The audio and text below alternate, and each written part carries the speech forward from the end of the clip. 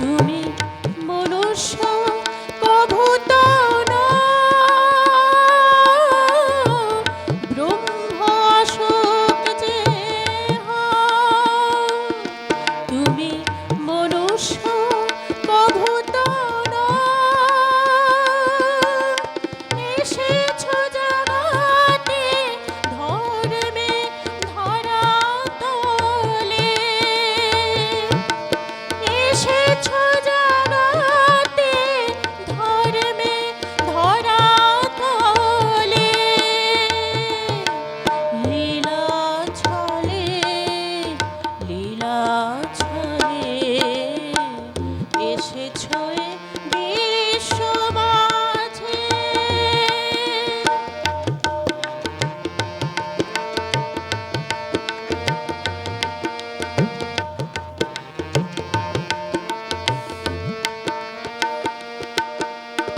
অশোক আর যোগীরাজের প্রভেদ নাহি হে গুণীজন। অশোকের কায়া রূপে জাগে যোগীরাজ, জাগে জাগে যোগীরাজ, যেন সর্বজন, যেন সর্বজন। আদি গুরু নিরাকার, তব সৃষ্টি লয়ে অধিকার। আদি গুরু নিরাকার, তব সৃষ্টি লয়ে অধিকার। দুষ্ট দমন করো, শিষ্ট পালন করো। দুষ্ট দমন করো, শিষ্ট পালন করো। খেলা ছলে, খেলা ছলে এসেছ এ বিশ্ব মাঝে। সবাই জানেন আজকে আমাদের পরমারাধ্য গুরুদেব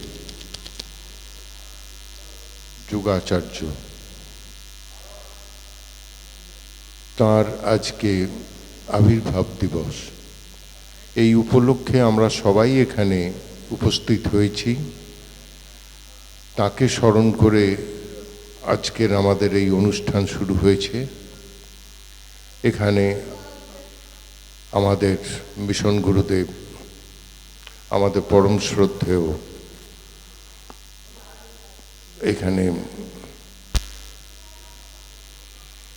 বিজনদা আছেন, এখানে নূপুর দি আছেন, আমাদের গুরুমা। আর আপনারা সবাই জানেন যে এবারে আমাদের গুরুপুত্র শ্রী অলোক চট্টোপাধ্যায় তিনি আসতে পারেননি, কারণ তাঁর স্ত্রীর খুব শরীর খারাপ, ওই জন্য আজকে ডাক্তারের অ্যাপয়েন্টমেন্ট আছে, ওই জন্য আসতে পারেননি। তবু এখানে দূর দূর থেকে অনেকেই এসছেন, সবাই আসছেন। তো আমরা অনুষ্ঠানটাই করোনার যে একটা পরিস্থিতি চলছে, তবুও তাকে উপেক্ষা করে এই মিশনে যোগীরাজের চরণে আমরা সবাই এসে উপস্থিত হয়েছি। সবাইকে একটা কথা বলবো যে আপনারা প্রত্যেকে একটু ডিস্টেন্স মেনে বসবেন, কার কি, এবং মাস্কটা পরে থাকবেন, এটা অত্যন্ত জরুরি আজকের দিনে। আর সে কারণে আমরা খুব বিশাল কোনো অনুষ্ঠান করতে পারিনি। মানে আপনারা তো জানেন যে অ্যাডমিনিস্ট্রেশন, প্রশাসক থেকেও নির্দেশ আছে খুব বিশাল জমায়েত কিছু করা যাবে না। সেই জন্য আমরা চেষ্টা করছি যতটা সম্ভব এই অনুষ্ঠানটিকে আমরা সর্বাঙ্গ সুন্দর করে তুলতে পারি, প্রত্যেকের সহযোগিতায়, শুভেচ্ছায়। এখানে আপনি জানেন এতক্ষণ ধরে ভক্তিমূলক সঙ্গীত গাইছেন, সঙ্গীত পরিবেশন করছেন আমাদের কৃষ্টি চৌধুরী শর্মা। কৃষ্টি আমাদের এখানকার বহুদিন পুরনো ক্রিয়াবান, আমাদের যিনি সাংস্কৃতিক সম্পাদক আছেন শক্তি শর্মা, শক্তিদার মেয়ে, ভক্তিমূলক সঙ্গীতও পরিবেশন করছেন, আরও হয়তো দু একটি করবে। এর মধ্যে বলি, আমরা যেহেতু বাইরের অনেক শিল্পীদের আনতে পারছি না এই পরিস্থিতির জন্য, এখানে একটি মেয়ে এসছেন কলকাতা থেকে, আমাদের বহু পুরনো ক্রিয়াবান এসছেন, শ্যামলদা, শ্যামল চ্যাটার্জি, তার নাতনি এখানে একটি নৃত্য পরিবেশন করবেন। তার আগে কেউ যদি থাকেন যে আপনাদের মধ্যে কেউ কিছু ভক্তিমূলক সঙ্গীত পরিবেশন করতে চান বা রবীন্দ্রসঙ্গীত, কেউ যদি থাকেন তাহলে আমার সঙ্গে এসে একটু যোগাযোগ করবেন। আপনাদের মধ্যে কেউ যদি কোনো রকম একটু কেউ বা আবৃত্তি কেউ করতে চান, দেখুন যোগীরাজের ওপর গুরুদেবের অনেক লেখা, গুরুমায়ের লেখা অনেক কবিতা আছে, কেউ যদি আবৃত্তি করতে চান তাহলে আপনারা এগিয়ে আসতে পারেন, যাতে আমরা অনুষ্ঠানটাকে সাফল্যমণ্ডিত করে তুলতে পারি। সেই চেষ্টা আমাদের নিরলস প্রয়াস আমাদের চালিয়ে যেতে হবে। আর যে মেয়েটি এসছে শ্যামলদা, আপনার নাতনি, তাকে একটু এখানে আমার কাছে আসতে বলুন। আর এখন কৃষ্টি ভক্তিমূলক শরীরটা ঠিক ভালো নেই, তাই আপনাদের মধ্যে থেকে কেউ যদি এগিয়ে আসতে পারেন দু একটি গান গাওয়ার জন্য বা আবৃত্তি, কবিতা আবৃত্তি করার জন্য অনুরোধ জানাচ্ছি, তাহলে আপনারা এগিয়ে আসুন। কৃষ্টি গাও।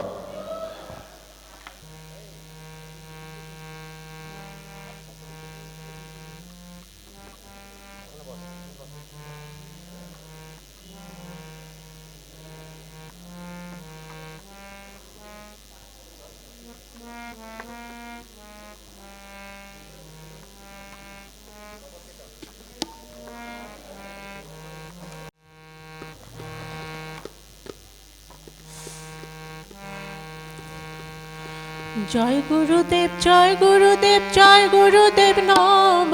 তুমি বিষ্ণু, তুমি শিব, তুমি পরম ব্রহ্ম। জয় গুরুদেব, জয় গুরুদেব, জয় গুরুদেব নম। তুমি বিষ্ণু, তুমি শিব, তুমি পরম ব্রহ্ম।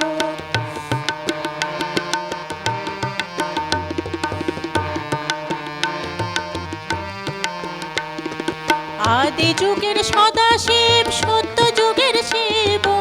আদি যুগের সদাশিব, সত্য যুগের শিব। ত্রেতা যুগে তুমি রাম, তারপরেতে শ্যাম।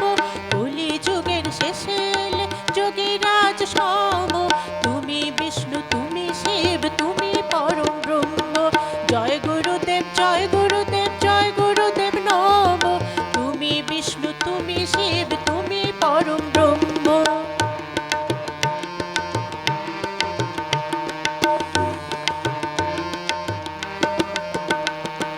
যোগ ধর্মের ধ্বজা তুমি, অসত্যের রশি।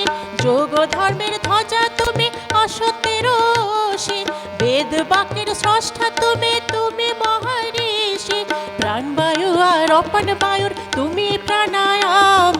তুমি বিষ্ণু, তুমি শিব, তুমি পরম ব্রহ্ম। জয় গুরুদেব, জয় গুরুদেব, জয় গুরুদেব নম। তুমি বিষ্ণু, তুমি শিব, তুমি পরম ব্রহ্ম।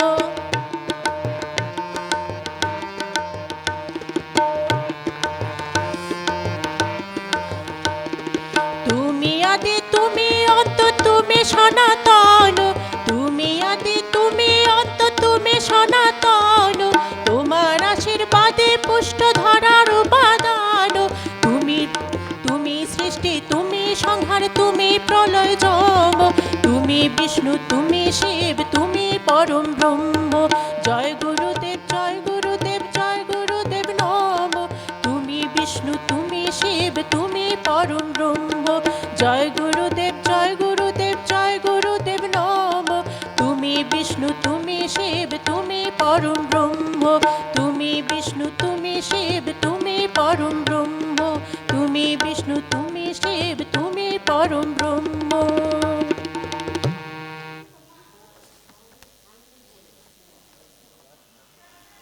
বাঁকুড়া কুতুলপুর থেকে এসছে জগন্নাথ মণ্ডল, উনি নিজে গাইবেন। শোনের পক্ষ থেকে তাকে জানাই আন্তরিক অভিনন্দন, আমাদের প্রীতি ও শুভেচ্ছা। এরপর সঙ্গীত পরিবেশন করতে আসছেন জগন্নাথ মণ্ডল, বাঁকুড়া কুতুলপুর থেকে এসছেন, আমাদের বহু পুরনো। ও ভাই আমি আমি করে বেড়াও, আমি আমি করে বেড়াও, বলো সে আমি হই কঞ্জনা। তোর দেহের ভিতর আমি কে তার খবর করলি না।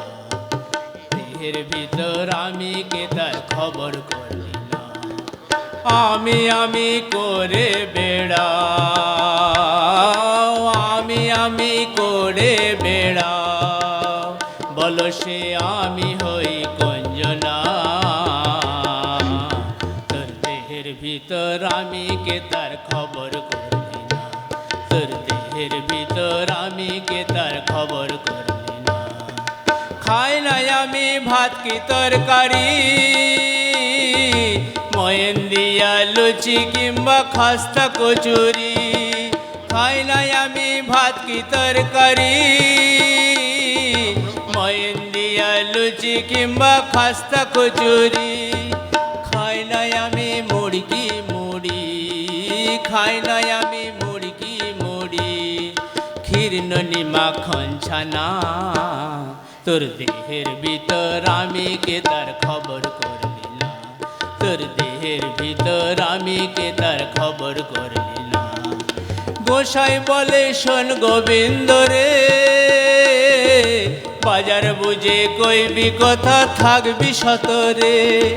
গোসাই বলে শোন গোবিন্দ রে, বাজার বুঝে কইবি কথা থাকবি সতরে। গোসাই বলে শোন গোবিন্দ রে, বাজার বুঝে কইবি কথা থাকবি সতরে। বাজারে সাজ কহতো লাঠি মারে, বাজারে সাজ কহতো লাঠি মারে, ছুটাই জগৎ মগনা। তোর দেহের ভিতর আমি কে তার খবর করলি না, তোর দেহের ভিতর আমি কে তার খবর করলি না। ও ভাই আমি করে বেড়াও, আমি করে বেড়াও, বলো সে কে আমি হই কঞ্জনা। ও তোর দেহের ভিতর আমি কে তার খবর করলি না, তোর দেহের ভিতর আমি তো তার খবর করলি না। শাল তোয়াল করওয়াল পোশাক নয় তাহা, রং বেরঙের কোট কামিজের কি আছে দরকার। শাল তোয়াল করওয়াল পোশাক নয় তাহা, রং বেরঙের কোট কামিজের কি আছে দরকার। ছেঁড়া টেনা কৌপিন খানা, ছেঁড়া টেনা কৌপিন খানা, তাও তো সেই আমির লাগে না। ও তোর দেহের ভিতর আমি কে তার খবর করলি না, ও তোর দেহের ভিতর আমি কে তার খবর করলি না।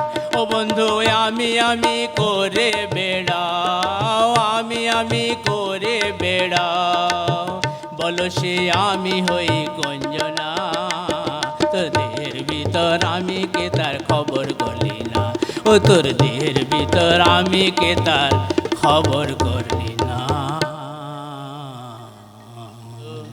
রাখো চরণে হে গোবিন্দ, রাখো চরণে মোরা তব চরণে শরণাগত, মোরা তব চরণে শরণাগত। আশ্রয় দাও আশ্রিত জনে, হে গোবিন্দ রাখো চরণে,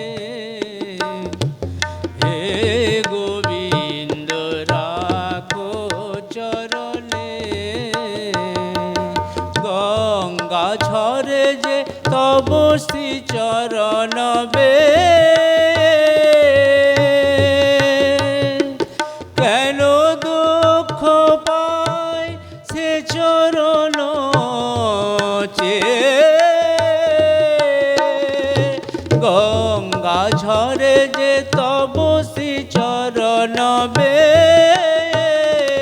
কেন দুঃখ পায় সে চরণ চে। এ ত্রিতাপ জ্বালা হর হে শ্রী হরি, তাপ জ্বালা হরয়ে শ্রী হরি চাহ করুণা সিক্ত নয়নে রাখো চরণে গোবিন্দ রাখো চরণে হে গোবিন্দ রাখো চরণে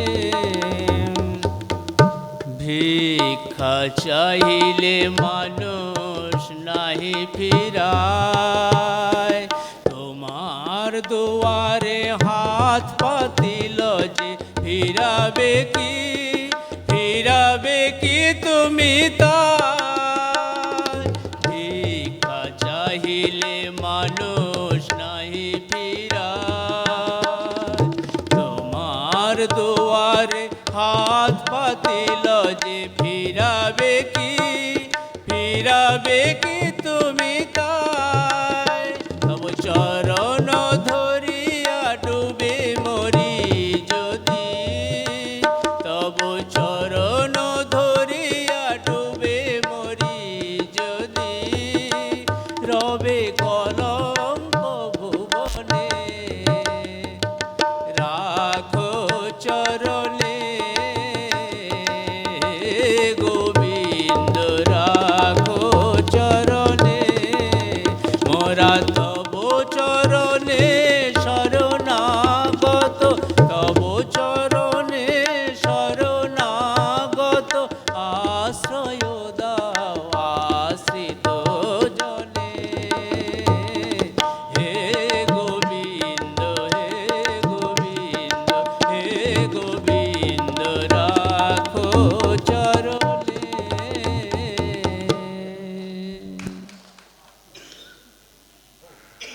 যদি কেউ সঙ্গীত পরিবেশন করতে চান তাহলে আপনারা এগিয়ে আসতে পারেন, কারণ আমাদের এখানে আসুন আসুন এগিয়ে আসুন আসুন আসুন আসুন আমি তো জানি ও ভালো করে, ও তো অনেক কিছু জানে। এগিয়ে আসুন। দেবনাথ খাঁ, ওর কিন্তু অনেক রকম গুণ আছে। এর আগে খুব ভালো নৃত্য পরিবেশন করতে পারে, এখন সঙ্গীত পরিবেশন করছেন দেবনাথ খাঁ। আমরা সবাই শুভেচ্ছা জানাই তাকে।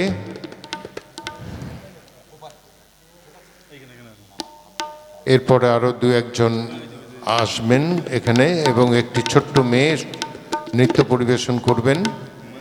এরপরে আপনাদের সকলের জন্য উদ্দেশ্যে জানাচ্ছি একটি ডকুমেন্টারি ফিল্ম এখানে দেখানো হবে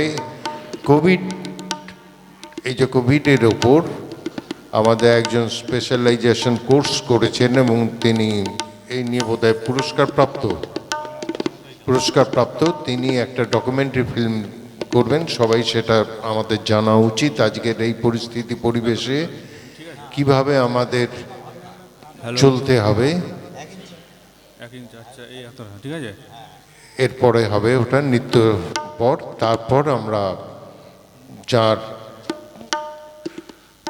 বক্তব্য শোনার জন্য অধীর আগ্রহে অপেক্ষা করে আছি, দূর দূর থেকে এসছি, আমাদের মিশন গুরুদেব তার অমৃতময় ভাষণ প্রদান করবেন।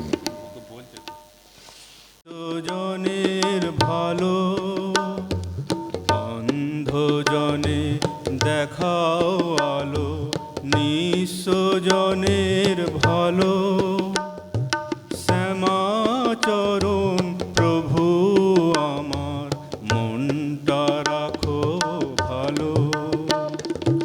অন্ধজনে দেখাও আলো, নিঃস্বজনের ভালো শ্যামাচরণ প্রভু আমার মনটা রাখো ভালো। বিষাদ যোগে পেলাম তোমায়, কর্মযোগে খুঁজি পদ্মাসনের শ্রেষ্ঠা তুমি যোগের মাঝে বুঝি। বিষাদ যোগে পেলাম তোমায়, কর্মযোগে খুঁজি পদ্মাসনের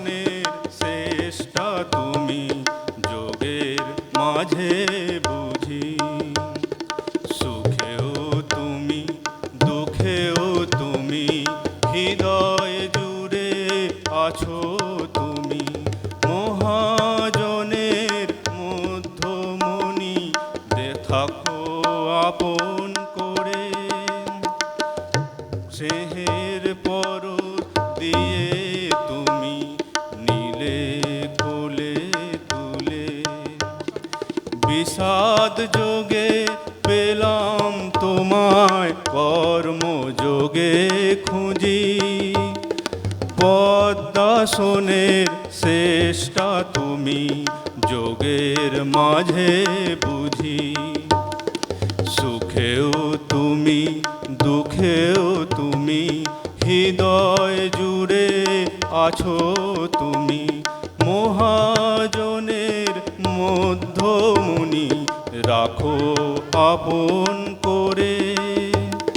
স্নেহের পরশ দিয়ে তুমি নীলে কোলে তুলে, ঠাঁই দিও গো মোরে তোমার শ্রীচরণে।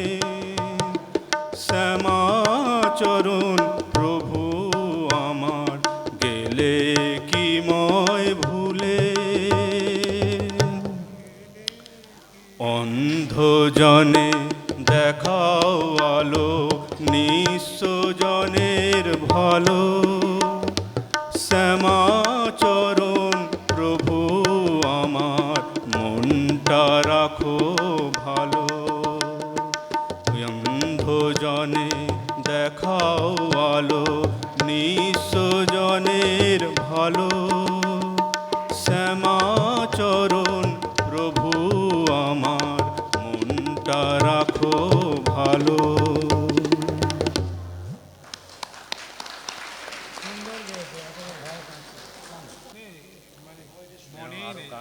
গাড়িটা আমি পরের বারে পুরো গানগুলো দিয়ে যাবো।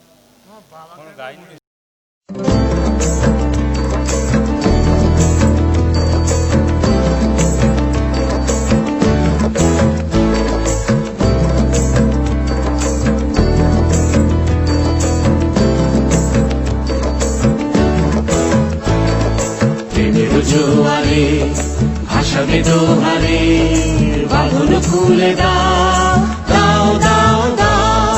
প্রেমের জোয়ারে ভাসাবে দোহারে, বাঁধন খুলে দাও দাও দাও দাও। ভুলিব ভাবনা পেছনে যাব না, পাল তুলে দাও দাও দাও দাও।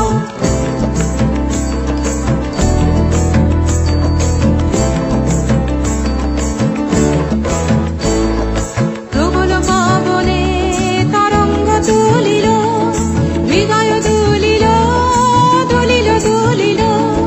প্রবল পাবনে তরঙ্গ তুলিল, হৃদয় দুলিল দুলিল দুলিল। পাগল হে নাবিক ভুলাও দিক বিধি, পাগল হে নাবিক ভুলাও দিক বিধি। পাল তুলে দাও দাও দাও দাও। প্রেমের জোয়ারে ভাসাবে দোহারে, বাঁধন খুলে দাও দাও দাও দাও। প্রেমের জোয়ারে ভাসাবে দোহারে, বাঁধন খুলে দাও দাও দাও দাও।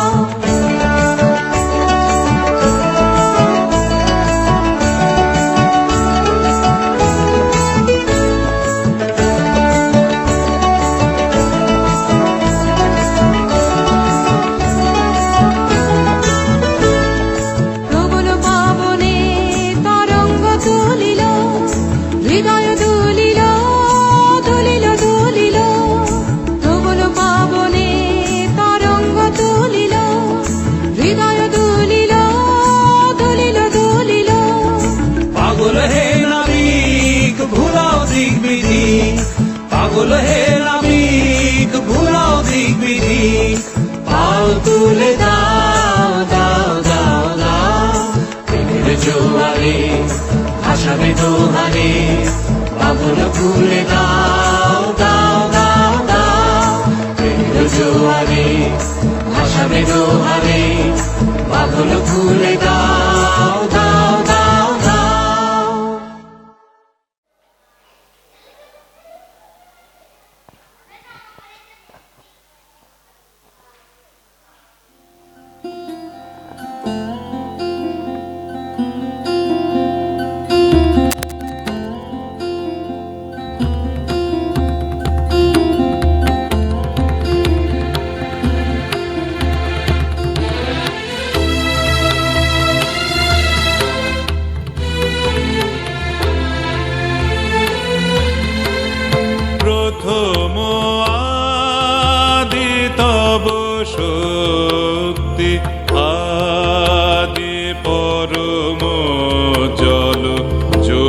জ্যোতি তোমারি হে গগনে গগনে প্রথম আদি তব শক্তি আদি পরম জল জ্যোতি তোমারি হে গগনে গগনে প্রথম আদি তব শক্তি।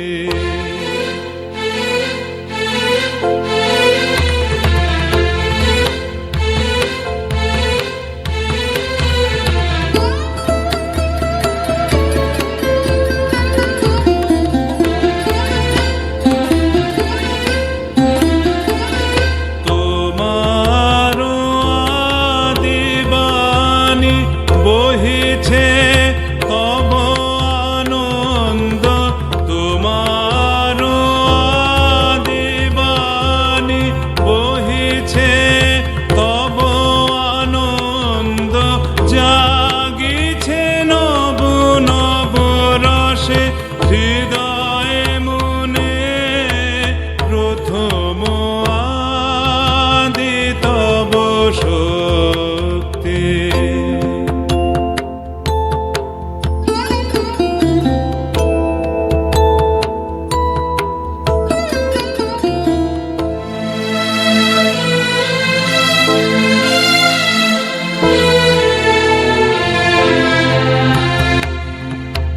তোমার চিদাকাশে ভাতে সূরজ চন্দ্র তারা প্রাণ তরঙ্গ উঠে পবনে, তোমার চিদাকাশে ভাতে সূরজ চন্দ্র তারা প্রাণ তরঙ্গ উঠে পবনে, তুমি আদি কবি কবি গুরু তুমি হে, তুমি আদি কবি। তার থেকে তুমি আমাদের মুক্ত করো, আমরা যাতে তোমার 125তমর যে তিরোধান বার্ষিকী আমরা যেন সেইভাবে পালন করতে পারি বিভিন্ন জায়গায়, আমাদের বিভিন্ন যে ব্রাঞ্চ ইউনিটগুলো আছে সেখানে, এবং অক্ষয় তৃতীয়াতে বাৎসরিক উৎসবের সঙ্গে এই তিরোধান দিবসও কিন্তু তিরোধান যে বর্ষ চলছে সেটাও আমরা সেইভাবে উদযাপন করব। তাই আপনারা যার তো ক্রিয়াবানরা বাইরে থেকে এসছেন, সুদূর দূর দূর থেকে এসছেন, হতে পারে তার জন্য আপনারা সকলেই সচেষ্ট হবেন, প্রত্যেকে আহ্বান জানাবেন যোগীরাজ শ্যামাচরণ সনাতন মিশনের পক্ষ থেকে, কারণ আপনারা প্রত্যেকেই মিশনের অঙ্গ, আপনার মিশনের সদস্য, মিশনের সব কিছু। এখন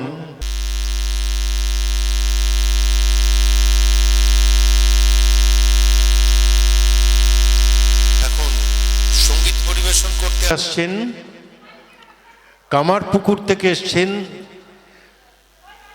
দেবী মাইতি। দেবীদি অনেক পুরনো ক্রিয়াবান। এই দেখুন আমি ঢুকতে দেখলাম গঙ্গারামপুর থেকে এসছেন অরুণদা স্ত্রী বৌদি এসছেন, কিছুক্ষণ আগে দেখেছি ওরাও সুদূর গঙ্গারামপুর থেকে আসছেন।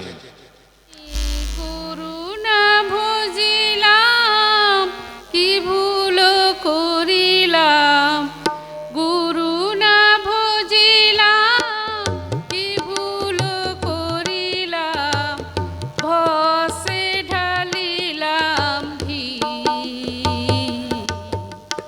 মানুষের করিলাম কি, আমি মানুষ হইয়া জন্ম লোভিয়া মানুষের করিলাম কি, আমি গুরু না বুঝিলাম কি ভুল করিলাম, গুরু না বুঝি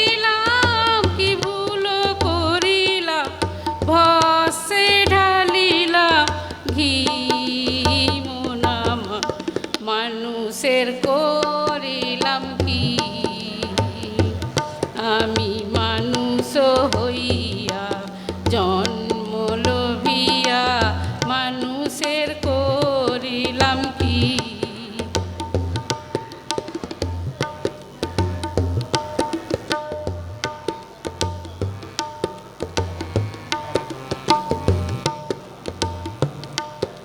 আমার বাল্যকাল গেল হাসিতে খেলিতে, যৌবন কাল গেল রসে। আমার বাল্যকাল গেল হাসিতে খেলিতে, যৌবন কাল গেল রসে। আমি সুরস ফেলিয়া পুরস খাইলাম, সুরস ফেলিয়া কুরস খাইলাম, কলসি করিলাম খালি মন আমার মানুষের করিলাম কি। আমি মানুষ হইয়া জন্ম লভিয়া মানুষের করিলাম কি।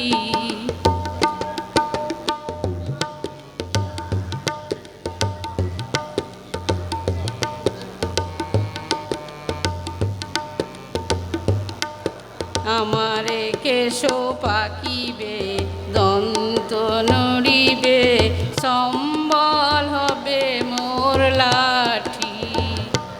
আমার কেশ পাকিবে, দন্ত নড়িবে, সম্বল হবে মোর লাঠি।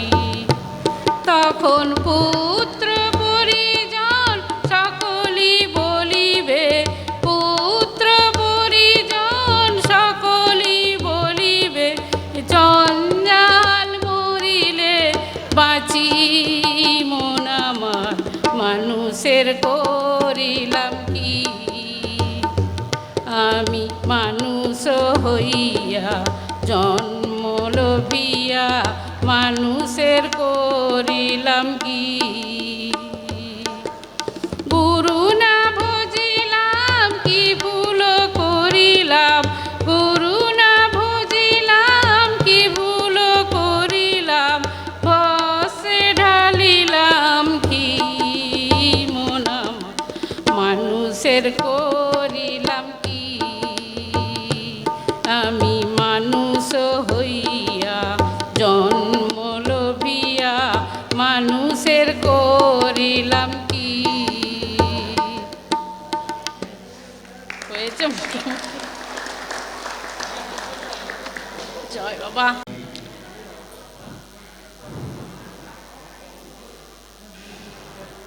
এরপরে সঙ্গীত পরিবেশন করতে আসেন আমাদের মিশনের যিনি যোগীরাজের পুরোহিত ছোটন। ছোটনের একটি গান এখানে পরিবেশন করবেন। ভগবান ও গো দয়াময়, আমি যে তোমার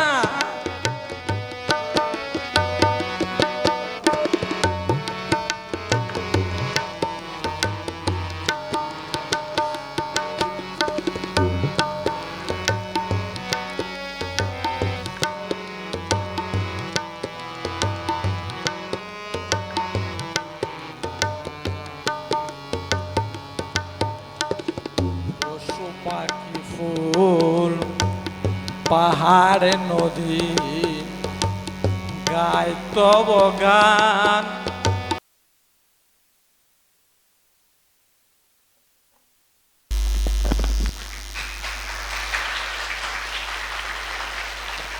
আশা করব প্রত্যেক ক্রিয়াবানের ঘরে এটি শোভা পাবে, যারা বাঁধিয়ে রাখতে চান, কারণ এটা যোগীরাজের পুরনো একদম ব্ল্যাক অ্যান্ড হোয়াইট ছবি। এই ছবি চট করে পাওয়া যায় না, এটা একটা দুর্মূল্য ছবি। তাই এবার সেটা যাতে সবার ঘরে শোভা পায়, সকলে সম্মানের সঙ্গে তাকে গ্রহণ করতে পারে, সেই আদি ছবি এবার প্রকাশ করা হলো। ধন্যবাদ।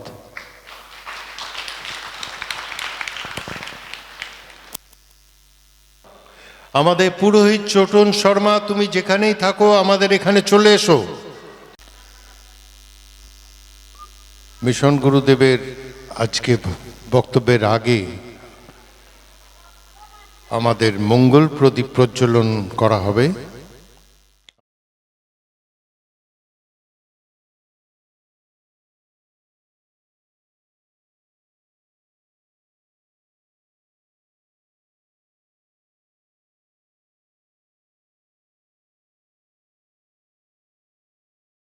মঙ্গল প্রদীপ প্রজ্বলন করছেন মিশন গুরুদেব এবং গুরুমা। এই অনুষ্ঠানটিকে এবং সভাপতি সহযোগিতা করছেন, সম্পাদক সহযোগিতা করছেন।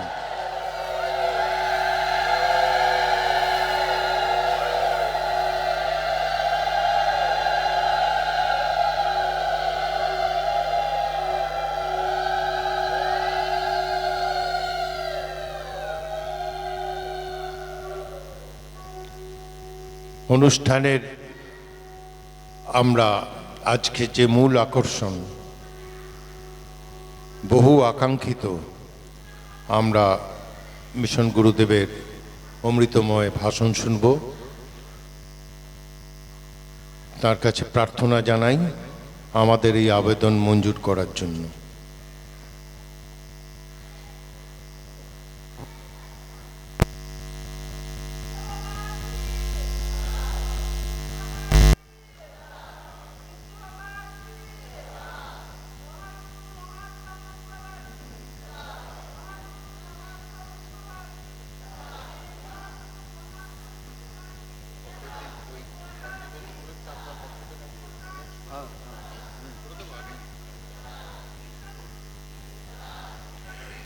একটি বিশেষ ঘোষণা,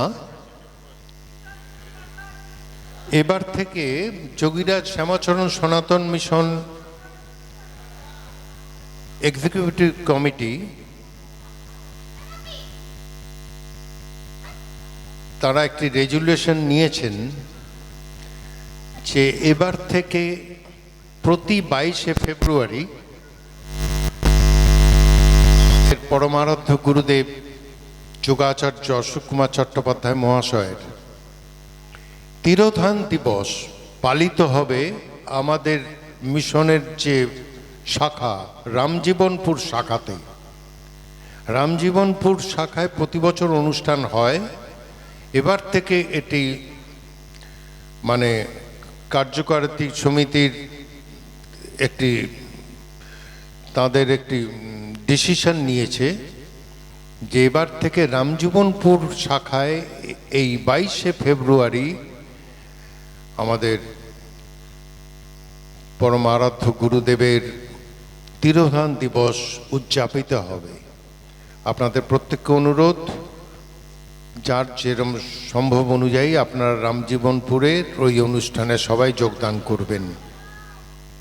রামজীবনপুর হচ্ছে আপনারা জানেন কামারপুকুর ছাড়িয়ে, এটা অ্যাকচুয়ালি পশ্চিম মেদিনীপুরে। কিভাবে যেতে হয় না যেতে হয় আপনারা সেটা করবেন। এই বিশেষ ঘোষণাটি আমি মিশন গুরুদেবের আদেশে আপনাদের কাছে এবং আমাদের যিনি এখানকার মুখ্য প্রশাসক আমাদের পরমারাধ্য গুরুদেবের পুত্র শ্রী অলোক চট্টোপাধ্যায়ের নির্দেশে এই ঘোষণাটি আপনাদের কাছে রাখলাম। এরপর এখানে ভাষণ প্রদান করবেন মিশন গুরু।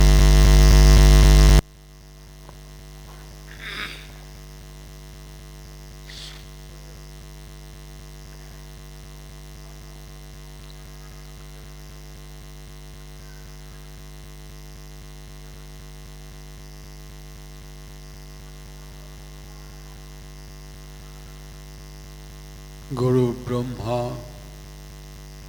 গুরু বিষ্ণু, গুরুদেব মহেশ্বর, গুরুরেব পরম ব্রহ্ম, তস্মৈ শ্রী গুরবে নমঃ। আমাদের ভারতীয় দর্শন শাস্ত্রে আধ্যাত্মিক গুরুকে সব থেকে বেশি সম্মান মর্যাদা দেওয়া হয়েছে, কারণ গুরু বিনা আমাদের জীবন অন্ধকার। আমরা পথ খুঁজে পাই না কিভাবে আমরা জীবনকে চালনা করব। এই আধ্যাত্মিক গুরু আমাদের সেই পথে আমাদেরকে নিয়ে যায়। সেই গ্রন্থগুলোর মধ্যে থেকে আমরা সব সময় সকল অর্থ হৃদয়ঙ্গম করতে পারি না, সেই জন্যে গুরুর দরকার হয়। তো যোগাচার্য বাচস্পতি শ্রী অশোক কুমার চট্টোপাধ্যায় মহাশয় ছিলেন তেমনই একজন মহান ব্যক্তিত্ব, মহান সাধক, মহান পরমাত্মা। ভারতবর্ষের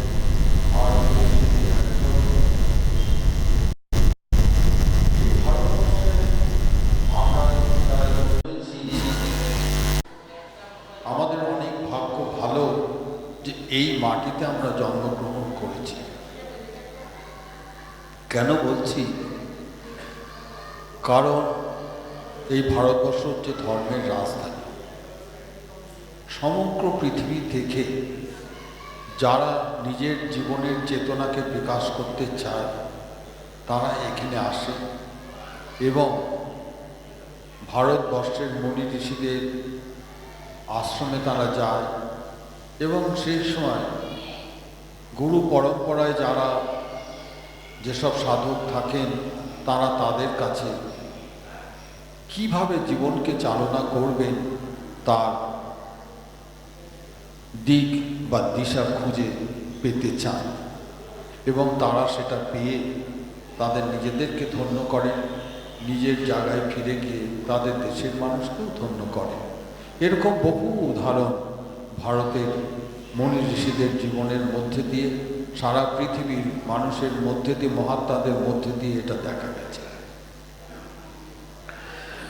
তা আমাদের ভারতবর্ষের মুনি ঋষিরা কি বলছেন, তারা কি নির্দেশ আমাদের করেছেন, সেটা আমাদেরকে একটু খতিয়ে দেখা দরকার। আমরা কি সঠিক পথে চলছি না আমরা সঠিক পথের অনুসরণ করতে পারছি না। ভারতবর্ষ হচ্ছে যোগীর দেশ, ঋষি মুনিদের দেশ। তারা মানুষকে বলছেন, তারা দেখুন, আমরা দেখি যে তারা গিরি গুহায় রয়েছেন, কেউ কেউ আশ্রম করেছেন, তারাও সংসারী ছিলেন। তারা তাদের সংসার জীবনযাপন পালন করেছেন, তাদের সন্তানদেরও কিন্তু তারা নিজেদের পথেই চালনা করে তাদেরকেও ঋষি করে তুলেছিলেন। কি দরকার ঋষি হওয়ার, কি দরকার যোগী হওয়ার? বেশ তো সংসারী মানুষ, খাচ্ছি দাচ্ছি, এটাই কি সব নয়? ভালো করে ভাবলে দেখা যাবে পৃথিবীর সকল মানুষই প্রায় এই পথেই চলছে। তার কারণ তারা জানেই না এর বাইরে কোনো জীবন আছে। তারাও সুখ দুঃখ, শান্তি অশান্তি, রোগ জ্বালা ব্যাধি সব কিছু নিয়েই ভুগছেন। আমরাও কিন্তু রোগ জ্বালা, সুখ দুঃখ, শান্তি অশান্তি সব কিছু ভোগ করছি, তফাৎ বিশেষ কিছু নেই। আবার পশু পাখিরা তারাও ঠিক একই রকম ভাবে তারা বড় হচ্ছে, তাদের মধ্যে বাচ্চা কাচ্চা হচ্ছে, কামড়াকামড়ি করছে, হিংসা করছে, দিয়ে তারা একসময় চলে যাচ্ছে। তাহলে এটাই কি জীবন, না এর বাইরে আর কিছু জীবন আছে? এই জিজ্ঞাসা। তা মানুষের মধ্যে চেতনার বিকাশ হল। চেতনা কাকে বলে? মানে চৈতন্য সত্তা। আমরা এই যে কথা বলছি, কে আমাদের কথা বলতে দিচ্ছে? একটা শরীর থেকে যখন এই চেতনাটা চলে যায় তখন তো সেই মানুষটা আর কথা বলতে পারে না। তার তো হাত পা নাক চোখ মুখ সব কিছু আছে, কিন্তু সে আর কথা বলতে পারে না। তাহলে কি ছিল এতক্ষণ, তফাৎটা কি হয়ে গেল?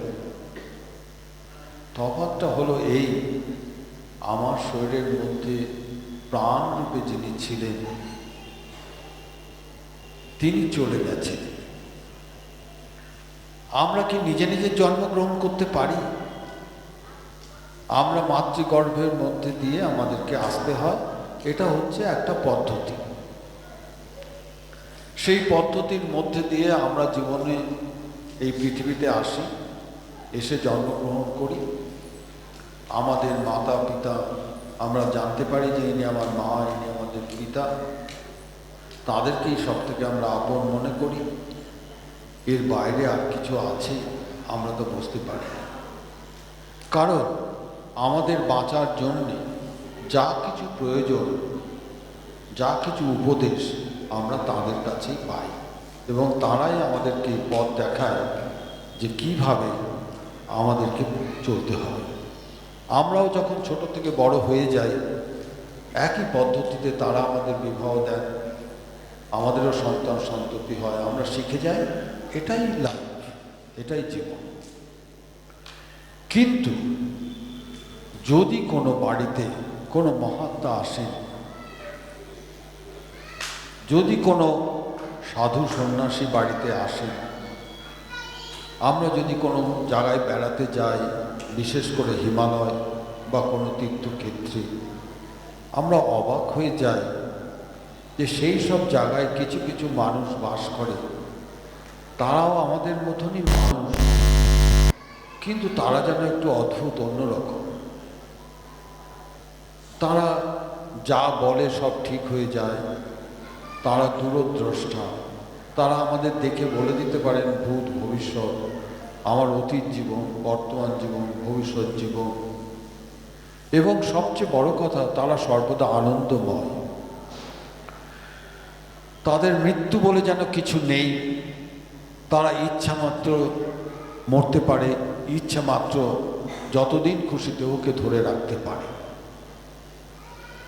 এমন তাদের গুণ তাদের মধ্যে তৈরি হয়ে যায়। তাদের শরীরকে যেন কোনো রোগ ব্যাধি স্পর্শ করতে পারে না, জরা ব্যাধি স্পর্শ করতে পারে না। তারা সব কিছু ইচ্ছা মাত্র ঊর্ধ্বে উঠে যেতে পারে। তাদেরকে আমরা মহামানব বলি,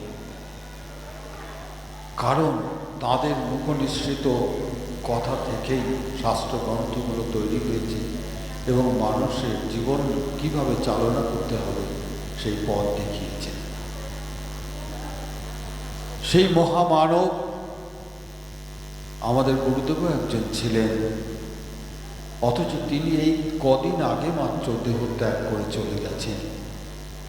যখন তাদেরকে আমরা কাছে পাই, আমরা বুঝতে পারি না কি তার গুণ, কি তার ভ্যালু, তিনি আমাদের জীবনকে কি দিতে এসেছেন।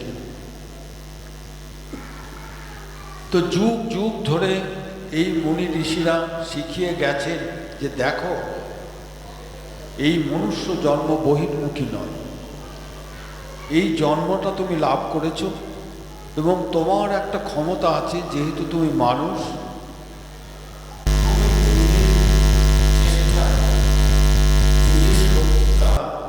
তুমি অর্জন করতে পারো বিশেষ ক্ষমতা। কি সেই বিশেষ ক্ষমতা?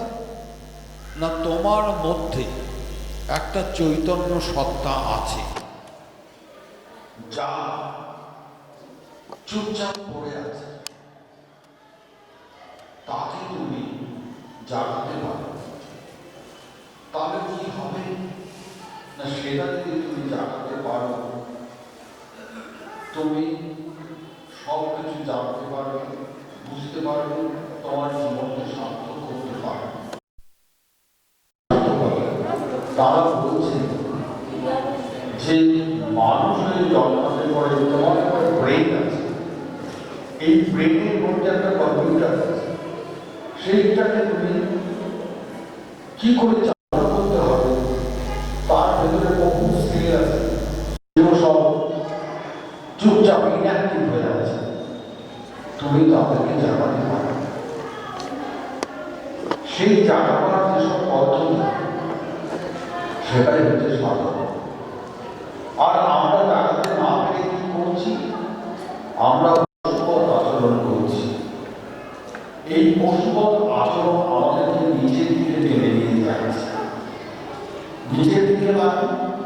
মানে যে উচ্চকোটি অবস্থায় আমি মানুষ হয়ে যেতে পারতাম, সেটা না করে আমাদের গতি হচ্ছে নিম্ন দিকে।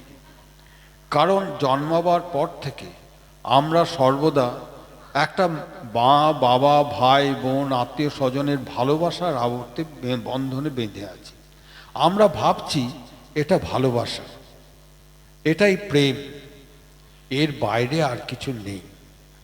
কিন্তু এই প্রেমের মধ্যে প্রচুর কাঁটা আছে, এই ভালোবাসার মধ্যে প্রচুর হিংসা আছে, এই ভালোবাসার মধ্যে প্রচুর লোভ আছে, এই ভালোবাসার মধ্যে প্রচুর ক্রোধ আছে।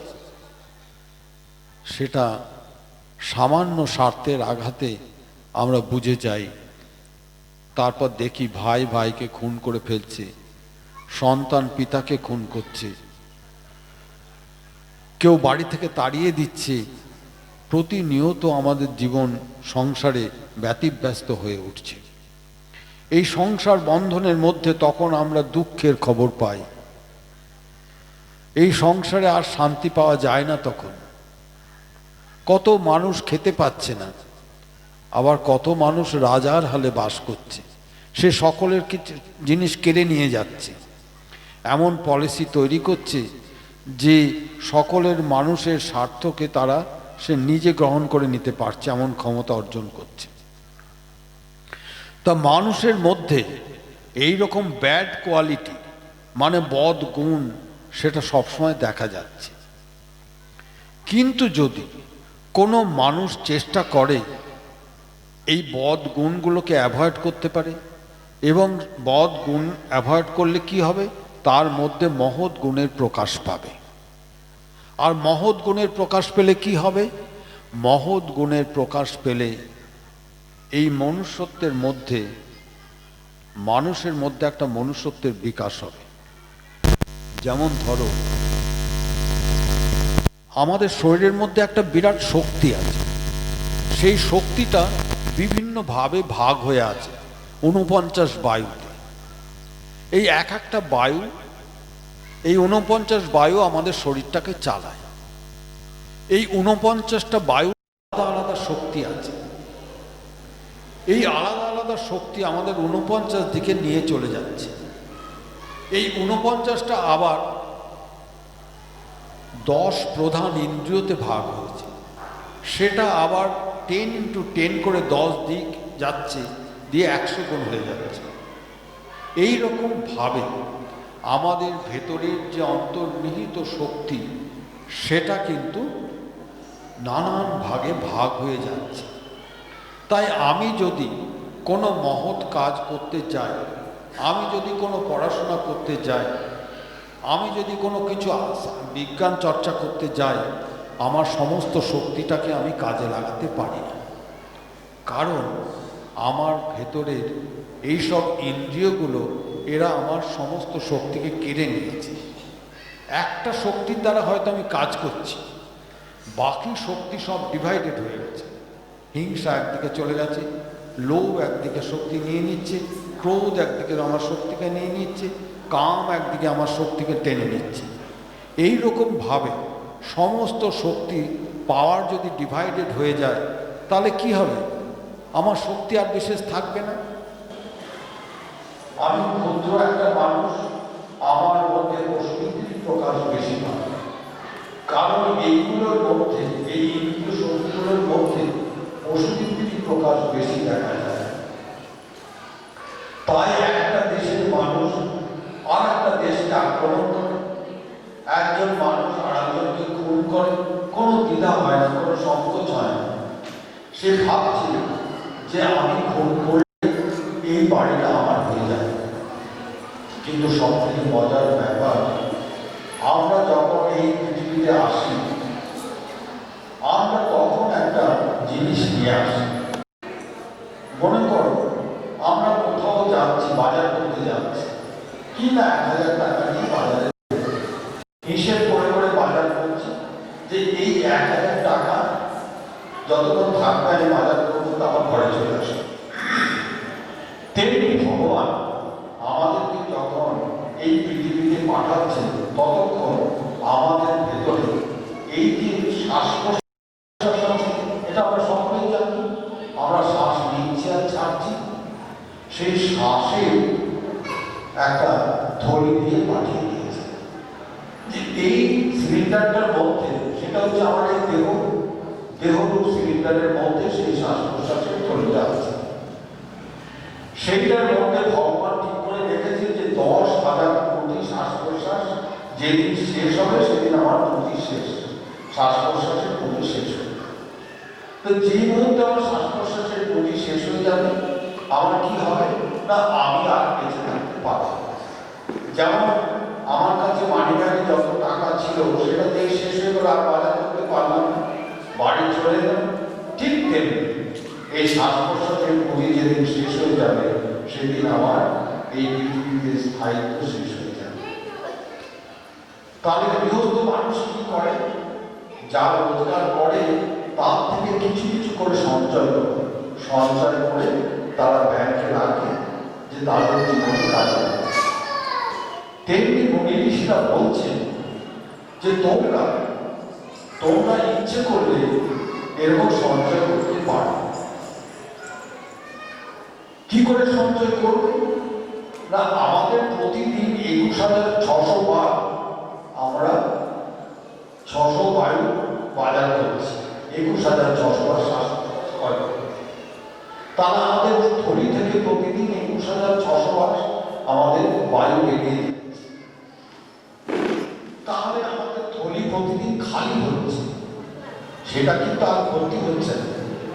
কারণ এইটা ইনকাম করার যেমন একটা টাকা রোজগারের যেমন একটা পদ্ধতি আছে, কিন্তু রিটায়ার করার পর সে পদ্ধতিটা চলে যায়। ভগবান একবারে দিয়ে পাঠিয়ে দিয়েছেন, এই দিলাম এবার তুমি যাও। তো মুনি ঋষিরা তারা অনন্তকাল আছে কি করে, তারা জেনেছে কি করে এই বায়ুটাকে সঞ্চয় করতে হয়। কি করে সঞ্চয় করব, যেমন আমাদের ক্রিয়াযোগ বিজ্ঞান শেখাচ্ছে যে তুমি 22 সেকেন্ডে শ্বাস নেবে এবং 22 সেকেন্ড বা তার অধিক সময় ধরে শ্বাসকে ত্যাগ করবে। কিন্তু আমরা স্বাভাবিকভাবে যে শ্বাস প্রশ্বাস নিই, খুব শর্ট, খুব অল্প সময়ে শ্বাস নিচ্ছে আর ছেড়ে দিচ্ছে, তাহলে খুব তাড়াতাড়ি সেটা ক্ষয় হয়ে যাচ্ছে।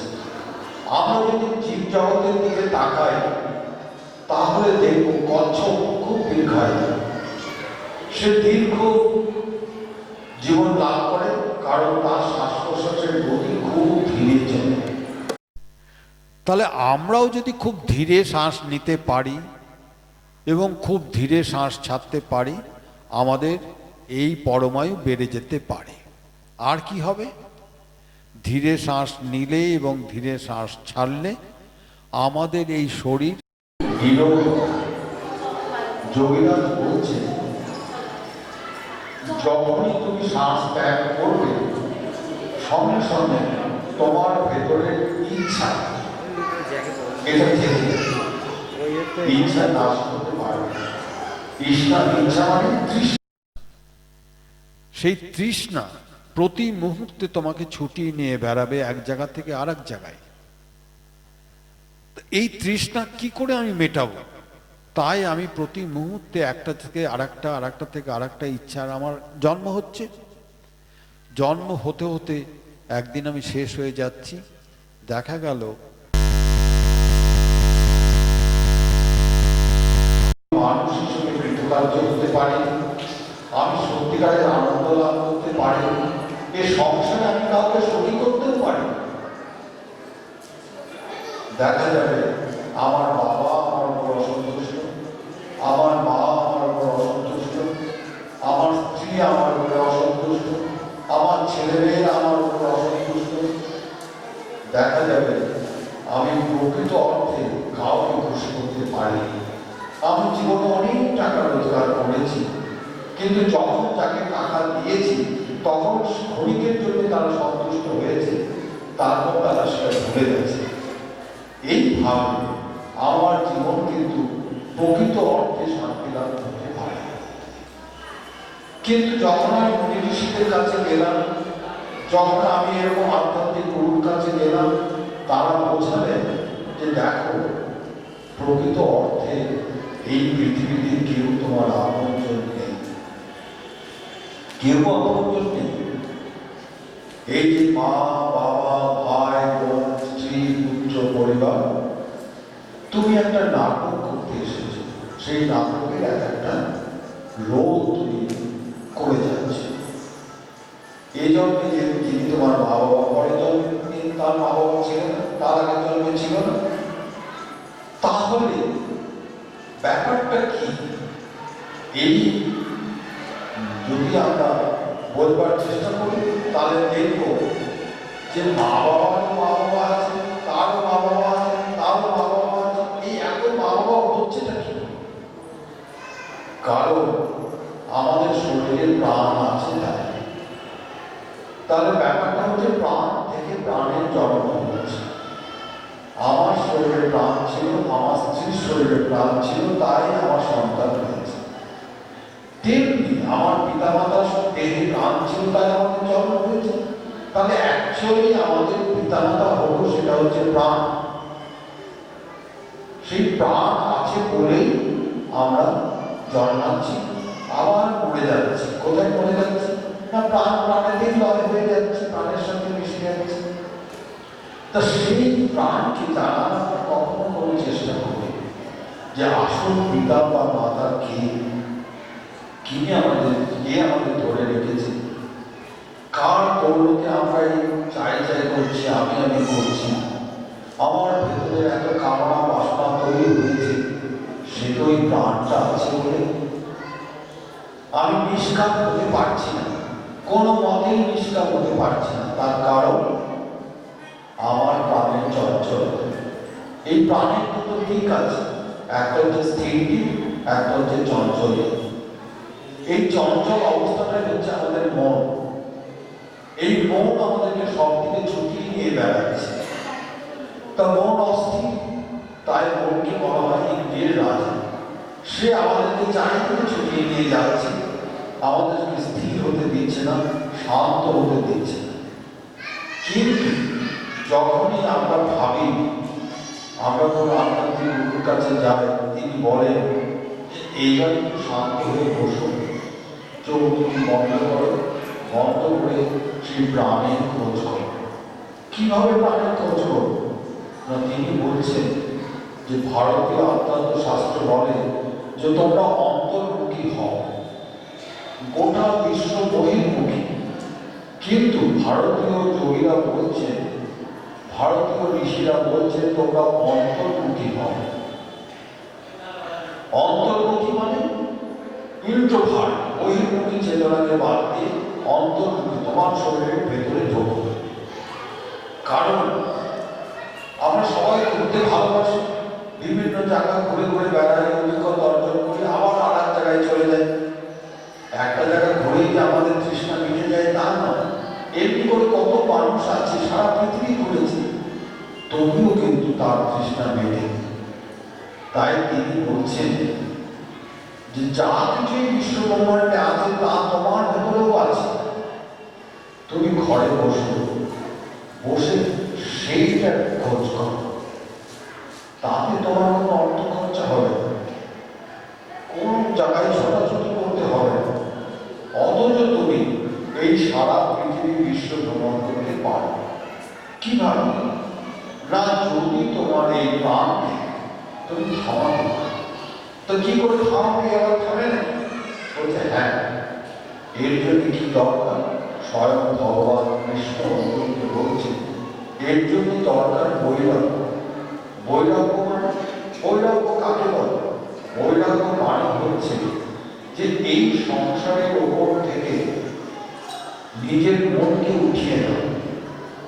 বলছে নিজের মনকে আমি ওঠাবো কি করে? আমি তো সবসময় এর মধ্যেই জড়িয়ে আছি। আমার ছেলে, আমার মেয়ে, আমার স্ত্রী, আমার বাড়ি, আমার জমি জমা, আমি এর মধ্যে আটকে রয়েছি। আমি এর থেকে ওঠাবো কি করে? তিনি বলছেন এরা কেউ তোমার নয়। এই আত্মীয় স্বজন সবাইকে তুমি বধ করো। কি করে বধ করো? বলছে এর জন্য দরকার বৈরাগ্য, এর জন্য দরকার শ্রদ্ধা, ভক্তি, বিশ্বাস। গুরুবাক্য বিশ্বাস। তিনি যা বলবেন সেটা করো, করলে পরে কি হবে, তুমি একদিন বুঝতে পারবে যে তুমি শুধু তুমি, এরা কেউ তোমার আপন নয়। সেই তুমিটা কি না, প্রাণী ভগবান প্রাণী ভাজ্যতে রূপ সর্ব প্রাণী জগৎ। এই বিশ্ব ব্রহ্মাণ্ডে কি আছে, শুধু প্রাণ আছে, প্রাণ ছাড়া কিছু নেই। তুমি তাকে জানো, তা তাকে জানতে গেলে কি করতে হবে, তা তাকে জানতে গেলে আমাকে স্থির হতে হবে। স্থির কি করে হোক, এই দুরন্ত প্রাণকে আমি থামাবো কি করে, তার উপায় ভগবান নিজে বলে দিয়েছে। তিনি বলছেন যে তুমি নিষ্কাম কর্ম করো। বলে নিষ্কাম কর্ম কি করে করবো, সব কামের পেছনে তো আমার ইচ্ছা আছে, ইচ্ছা থাকলে সেটা তো নিষ্কাম হতে পারে না। কেউ হয়তো বলছে যে দেখো তুমি এই কাজটা করছো, তুমি কোনো ইচ্ছা করো, কিন্তু এটা খুব কঠিন ব্যাপার যে আমি একটা কাজ করবো, আমি ফলের আশা করবো না। বলছে ঠিক, তাহলে নিষ্কাম কর্ম কোনটা, যে কর্মের পেছনে কোনো ইচ্ছা নেই, সেরকম কর্ম কি আছে? এখানে তো তোমরা সবাই আছো, ভালো করে ভেবে দেখো, যে কর্মের পেছনে কোনো ইচ্ছা নেই সেই কর্মটা তুমি করো। সেই কর্মটা কি? সেই কর্মটা আমরা জন্ম থেকেই কিন্তু পেয়েছি। যে মুহূর্তে এই মাতৃগর্ভ থেকে আমরা জন্মেছি, সঙ্গে সঙ্গে আমরা পেয়ে গেছি সেই কর্মটা, কিন্তু আমরা শিখি, আমরা বুঝি সেটা হচ্ছে আমার শ্বাস ও প্রশ্বাস। আমার ইচ্ছাতে নয়, আমার অনিচ্ছাতে নয়, এই শ্বাস আমি নিচ্ছি এবং ছাড়ছি আপনাকে। এর জন্য আমার কোনো ইচ্ছার প্রয়োজন হচ্ছে না। অথচ সেইটা যদি আমি না নিই, তাহলে আমি এখনই আমার মনটা নাকটা কেউ যদি চেপে ধরে, আমি এখনই দম বন্ধ হয়ে পড়ে যাব। অথচ সেই নিষ্কাম কর্ম, শ্বাস নেওয়া এবং ছাড়া, এর দিকে আমি কখনো খেয়াল করি। এটা যে নিষ্কাম কর্ম সেটাও আমি জানি না। এই কর্মটা যার পেছনে কোনো জপ তপ করতে হচ্ছে না, কোনো ওম নম কালী বলতে হচ্ছে না, ওম নম শিবায় বলতে হচ্ছে না, শুধুমাত্র তাকে স্মরণ করা, শুধুমাত্র তাকে খেয়াল করা, প্রতিটি শ্বাস নিচ্ছ এবং ছাড়। এই মহামন্ত্র, এই নিষ্কাম কর্ম, পৃথিবীতে এই একটি কর্ম আছে ভগবান দিয়ে পাঠিয়েছেন, সেটাকে বলে নিষ্কাম কর্ম। শ্বাস নেওয়া এবং ছাড়া, সেটা তুমি না ইচ্ছা করো বা না করো, যতদিন শ্বাসের গুলি নিয়ে এসেছো সেটা চলতে থাকবে। এইবার যদি আমি এইটাকে খেয়াল করি, তাহলে কি হবে না, তখন ধীরে ধীরে এর গতিটা থেমে যাবে। সত্যি থেমে যাবে, হ্যাঁ সত্যি থেমে যাবে। যদি একে খেয়াল করা যায়, এর গতিটা থেমে যাবে। আর কি হবে না, তোমার মধ্যে অনেক অলৌকিক ক্ষমতার জন্ম নেবে, অনেক অসাধ্য সাধন তুমি করতে পারবে। সেটা গুরুরা বলে দেন না, শুধু বলে দেন শ্বাসে খেয়াল রাখো, শ্বাস এবং প্রশ্বাস। আর কি হবে, তোমার পরমায়ু বৃদ্ধি পাবে। আর কি হবে না, তোমার শরীর থেকে যত রোগ আছে ধীরে ধীরে ধীরে ধীরে কমে যাবে। আর কি আছে না, তুমি সারাদিন যে খাই খাই করছো, সেটার থেকে তোমাকে দূরে সরিয়ে নিতে হবে। তা এই শিক্ষাটা কখন আমার দরকার না, এই শিক্ষাটা আমার অত্যন্ত ছোটবেলা থেকে দরকার। তো অত্যন্ত ছোট ছেলেমেয়েরা কি এটা করতে পারবে? কেন পারবে না? প্রত্যেকের ভেতরেই শ্বাস আছে। কিন্তু অনেকে বলে যে ছোট্ট বয়সে ধর্ম শিক্ষা দিলে তারা করতে পারবে না। কিন্তু আমরা যদি মুনি ঋষিদের আশ্রমে দেখি, সেখানে দেখব ছোট ছোট শিশুরা 8 বছর 10 বছর বালক বালিকারা সেখানে আশ্রমে তাদের শিক্ষা লাভ করছে। এরকম বহু ঘটনা আছে, বহু উদাহরণ আছে। তা আমাদের ঘরে তারা পারবে না কেন? এটা করলে কি হবে না, আমাদের স্বভাবের পরিবর্তন হবে। আমাদের কি স্বভাব আছে না, আমাদের স্বভাব আছে আমার নিজের ক্ষতি আমি করি। আমার সব থেকে বড় শত্রু হচ্ছে আমি। আমার এই পৃথিবীতে আমার থেকে বড় শত্রু আর কেউ নেই। ভালো করে ভেবে দেখো, আমার ভাই আমার শত্রু নয়, আমার বোন আমার শত্রু নয়, আমার পিতামাতা বন্ধু বান্ধব কেউ আমার শত্রু নয়। সব থেকে বড় শত্রু আমি নিজে। আমি নিজে সব থেকে বেশি আমার ক্ষতি আমি করছি। কারণ কি করলে আমার মঙ্গল হতো সেটা আমি জানি না। তাই যোগীরাজ বলছেন, তোমার কিসে মঙ্গল হবে তুমি জানো না। তাহলে তিনি বলছেন, এই পাগলা মাতালের কথাটি শোনো, মেরুদণ্ডটি সোজা করে বসো, ক্রিয়াযোগটি করো। তাহলে দেখুন, তিনি এই জগৎবাসীকে বলছেন যে তোমরা জানোই না তোমার কিসে মঙ্গল হবে। সত্যিই আমরা জানি না, কারণ আমরা ভাবি আমার বাবা অনেক সম্পত্তি আছে আমাকে দেয়নি, সে আমার সব থেকে বড় শত্রু। সে আমার দাদাকে দিয়ে দিয়েছে, আমাকে দিল না। আমার বোনের বিয়েতে সব টাকা খরচ করে দিয়েছে, আমাকে কিছুই দেয়নি। তাদেরকে লেখাপড়া শিখিয়েছে, আমি উচ্চশিক্ষা পাইনি। কিন্তু ভালো করে ভেবে দেখো, তুমি তোমার সব থেকে বড় শত্রু। কারণ তোমার প্রতি তুমি কখনো খেয়াল করনি। তুমি মহান হতে পারতে, তুমি ঋষি হতে পারতে, তুমি যোগী হতে পারতে। কেউ হয়তো বলবে, না আমি ওসব হতে চাই না। তা কি চাও তুমি? না আমি লাটবেলাট হতে চাই, হাজার হাজার কোটি রোজগার করতে চাই। বেশ করো, হাজার হাজার কোটি টাকা রোজগার করেছো, আর তার সঙ্গে সঙ্গে কি হয়েছে? হাজার হাজার শত্রু সৃষ্টি করেছো। প্রথম শত্রু তুমি নিজে, তোমার কর্মের দ্বারা তুমি তৈরি হয়েছো। তোমার কর্মের দ্বারাই চারিদিকে এই শত্রু বিস্তার লাভ করেছে। তারা তোমাকে বধ করবার জন্য সর্বদা উদ্যত হয়ে আছে।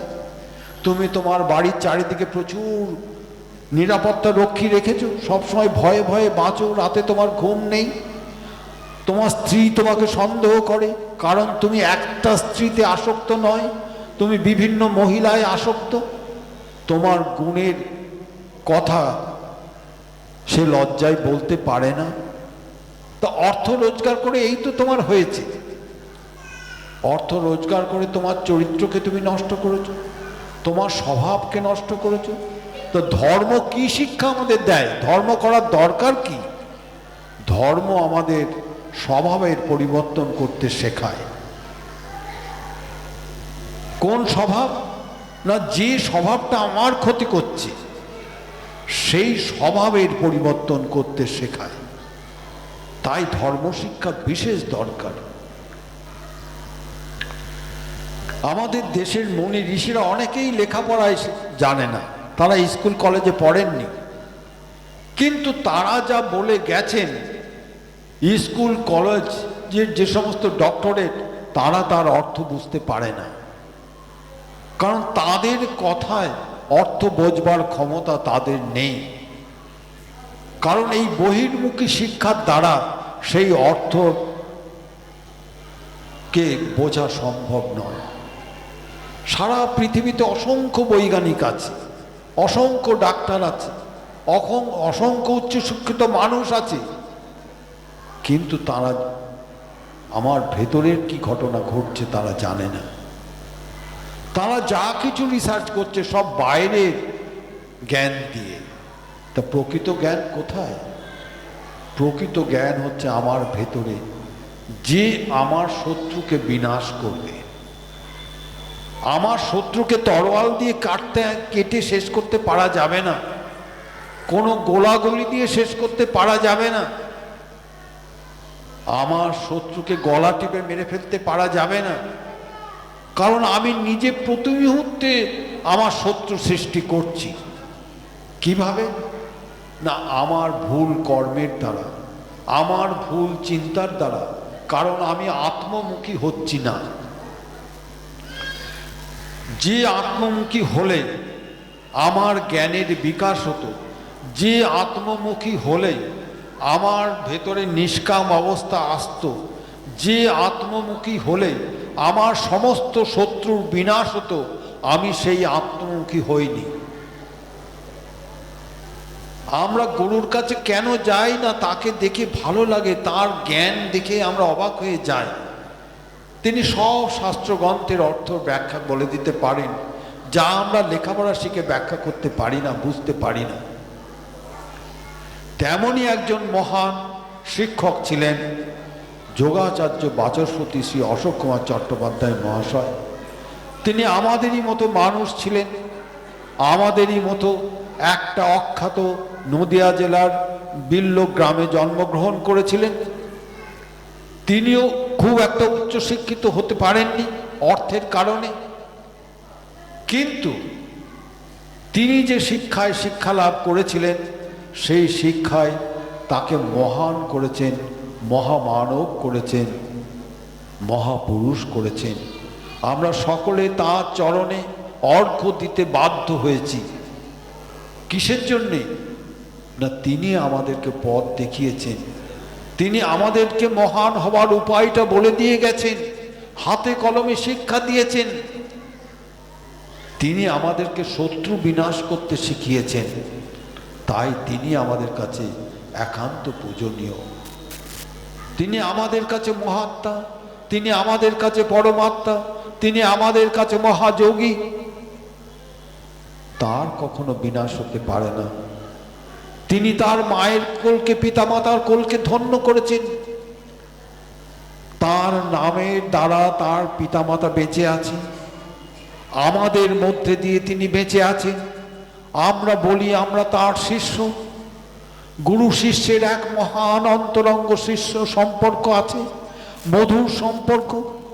যে শিষ্য সেইটা শিখতে পারে, গুরুও তার জন্য গর্ববোধ করে। তাহলে কি করে আমাকে শিখতে হবে? না প্রতিটা মুহূর্ত আমাকে কাজে লাগাতে হবে। কি কাজ?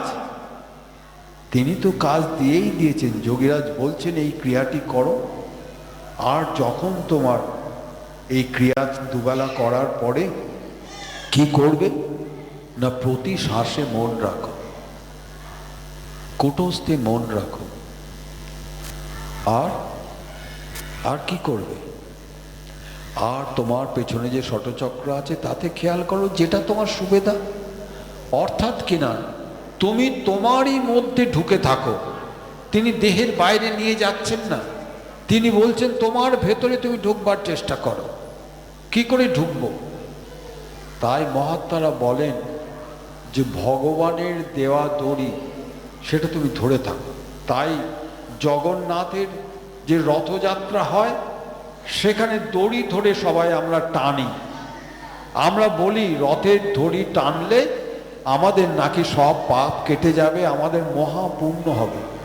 মহাপুণ্যই বা কাকে বলে, আর মহাপাপই বা কাকে বলে, সেটাও তো আমাদের জানা দরকার। আমরা কি করেছি যে মহাপুণ্য করতে চাইছি? কারণ আমরা প্রতি মুহূর্তেই ভুল করছি, প্রতি মুহূর্তে নিজেকে ধ্বংস করছি। কিভাবে?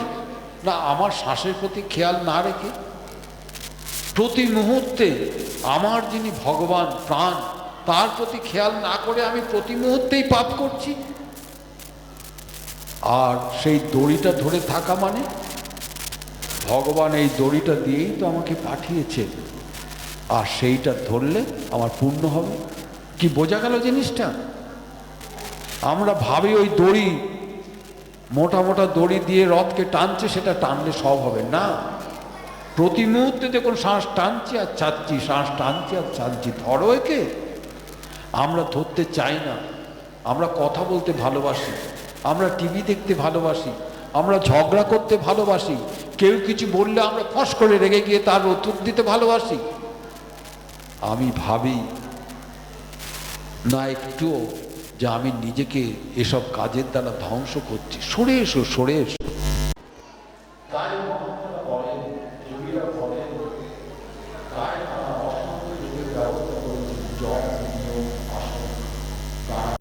প্রত্যাহার, ধারণা, ধ্যান, সমাধি, এই সমস্ত অষ্টাঙ্গ যোগের পথ দেখিয়েছেন তারা, যে তুমি সংযম হও, তুমি তোমার বন্ধু বান্ধব নির্বাচন কম করো, একটা স্বাভাবিক জীবনের মধ্যে দিয়ে, বাঁধা ধরা জীবনের মধ্যে দিয়ে চলবার চেষ্টা করো। আমাদের দেশের যোগীরা বলছেন ডাল রুটি খাও, প্রভু কা গুণ গাও, বেশি চেয়েও না, মাথার আশ্রয় তোমার জুটে যাবে, খাওয়ার জন্য শুধু একটু ডাল রুটি চাই। যোগীরাজ বলছেন তোমরা স্বল্পাহারী হও, অল্প খাও। কিন্তু আমরা যখন খাই আমাদের খেয়াল থাকে না, খেয়েই যাচ্ছি, মনে হয় সবটাই আমাকে দিলে ভালো হয়। আমাদের তখন এত খিদে, পেটের খিদে এবং মনের খিদে, কারণ এই মনটা আমাকে বিপথে চালনা করছে। ভালো করে ভেবে দেখো, আমরা ছোটবেলায় সবাই বেশ ভালো ছিলাম, এখন বেশ বয়স হয়েছে, আমরা কি আর আগের মতো ভালো আছি? ভালো করে ভেবে দেখো, আমরা আগের মতো ভালো নেই। কারণ ছোটবেলায় আমার মন ছিল না, আমি মনমানা ছিলাম, কিন্তু এখন আমি মনের দাস হয়ে গেছি। এই মন আমাকে পরিচালনা করছে, সে আমাকে ভুল পথে চালনা করছে। সেই মনের দাসত্ব করতে গিয়ে আমার জীবনের সব সুখ শান্তি নষ্ট হয়ে গেছে। ভালো করে অর্থটা বোঝবার চেষ্টা করো।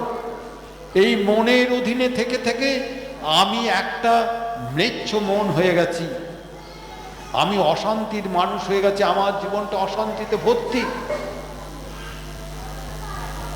আমি জীবনে অনেক টাকা রোজগার করলাম, একটা ভুল জায়গায় ইনভেস্টমেন্ট করে দিলাম লোভে। আমার স্ত্রী হয়তো বাধা দিয়েছিল, আমার সন্তানরা হয়তো বাধা দিয়েছিল, আমি শুনিনি, তারপরে পস্তাচ্ছি। কে করেছে? না আমার মন। আমি হঠাৎ করে এমন শত্রুতা করলাম কারোর সাথে যে সে চিরশত্রু হয়ে গেল আমার। সব ভুল, লোভের বশে করছি, লোভের বশে মাতা পিতা জ্ঞান থাকছে না, যা খুশি বলে দিচ্ছি। কে করছে? না আমার মন। এই মন এর দাসত্ব করতে গিয়ে আমার জীবন আজ অশান্তিতে ভরে গেছে। ছোটবেলায় কত ভালো ছিলাম, খেলে বেড়াতাম, বন্ধুদের সঙ্গে গল্প করতাম, আসতাম, কিছুই জানতাম না। কিন্তু আজ আমি সব জেনেছি, আজ আমি পিতা হয়েছি, আজ আমি ঠাকুর দাদা হয়েছি। আর কি হয়েছি? আমি নিজেকে ধ্বংস করেছি। আমি নিজেকে ধ্বংস করবার পদ্ধতি শিখে এতদিন ধরে তারই চর্চা করেছি। ভালো করে ভেবে দেখো, তোমরা ক্রিয়াবান, তোমাদের সময় আছে, নিজেদেরকে তৈরি করো, নিজেদেরকে ধ্বংস করো না। ক্রিয়াযোগের পথ নিজেকে তৈরি করার পথ, নিজেকে জানার পথ, আত্মজ্ঞান লাভের পথ। আমাদের একজন মহান ঋষি তিনি বলছেন, বহু রূপে সম্মুখে তোমা ছাড়ি কোথা খুঁজিছ ঈশ্বর, জীবে প্রেম করে যেই জন সেই জন সেবিছে ঈশ্বর। কে বলেছেন? তিনি আমাদের ঘরের ছেলে স্বামী বিবেকানন্দ। সারা পৃথিবী তার চরণে মাথা নত করে। তার মাত্র 38 বছর জ্ঞান, 38 বছরের মধ্যে তিনি যে মহান জ্ঞান লাভ করতে পেরেছিলেন তার কোনো তুলনা হয় না। তিনি কি বলছেন? তিনি বলছেন যে বহু রূপে সম্মুখে তোমা ছাড়ি কোথা খুঁজিছ ঈশ্বর, জীবে প্রেম করে যেই জন সেই জন সেবিছে ঈশ্বর। কথার অর্থ কি? এই কথার অর্থ আমরা সাধারণভাবে জানি যে মানুষকে শিব জ্ঞানে জীব সেবা করো, তার মধ্যে ঈশ্বর খোঁজো। কিন্তু এই কথাটার অর্থ কি তাই? তিনি বলছেন বহু রূপে সম্মুখে কোথা খুঁজিছ ঈশ্বর। বলছে তোমার সামনে বহু রূপে তিনি বিরাজ করছেন। সম্মুখে মানে আমরা কোথায় দেখি? আমরা কূটস্থের মধ্যে দেখি। সম্মুখে মানে কূটস্থে। তো কার মধ্যে বলছে? বলছে তোমারই মধ্যে, তোমার কূটস্থের মধ্যে খোঁজো। আর বাইরে কোথায় খুঁজতে যাচ্ছ? ঈশ্বর কোথায় আছে? সে তো তোমারই মধ্যে। আর খুঁজবে কোথায়? তোমার কূটস্থের মধ্যে। বহু রূপে সম্মুখে তোমার ছাড়ি কোথা খুঁজিছ ঈশ্বর, মানে তোমার নিজের কাছে ছেড়ে বাইরে কোথায় তাকে খুঁজছ? কারণ আমাদের ভারতবর্ষের ঋষি মুনি যোগী এরা আমাদেরকে আত্মশিক্ষা দিয়েছেন, তারা বহির্মুখী শিক্ষা দেননি। তাই এই কথার অর্থ বহির্মুখী হতে পারে না। তারা আত্মমুখী হওয়ার শিক্ষা দিয়েছেন, ইন্ট্রোভার্ট, যে আত্মাকে জানো। এবার তিনি কি বলছেন? জীবে প্রেম করে যেই জন সেই জন সেবিচ্ছে ঈশ্বর। জীব মানে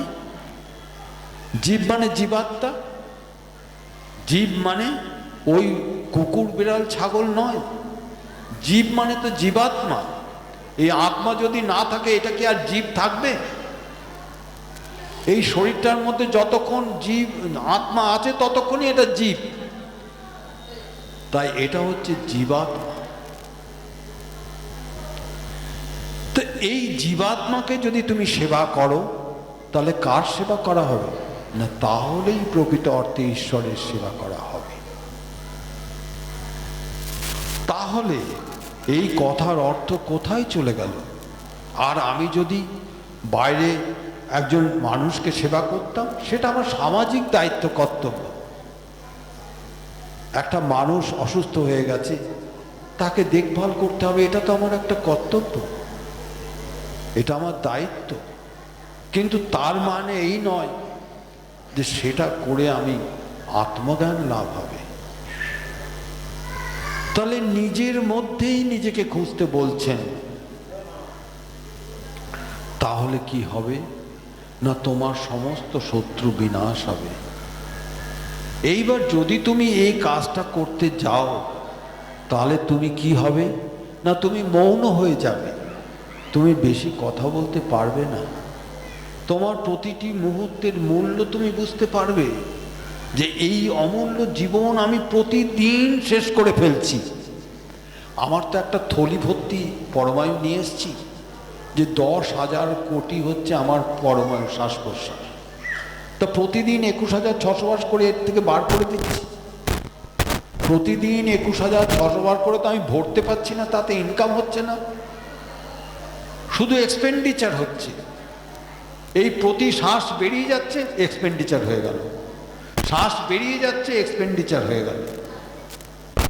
এই প্রতি মুহূর্তে আমি নিজেকে ক্ষয় করছি। এই ক্ষয় করে করে আমার শৈশব থেকে আজ বৃদ্ধাবস্থা এসে গেছে।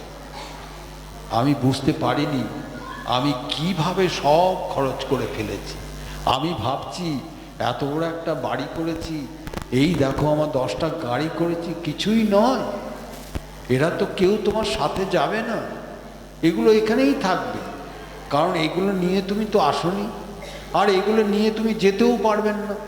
তাই যোগীরাজ বলছেন, আমরা যখন কোনো দূর দেশে যাই তখন আমরা কি করি না, তখন আমরা কিছু পুঁজি নিয়ে যাই, যে রাস্তার খরচ।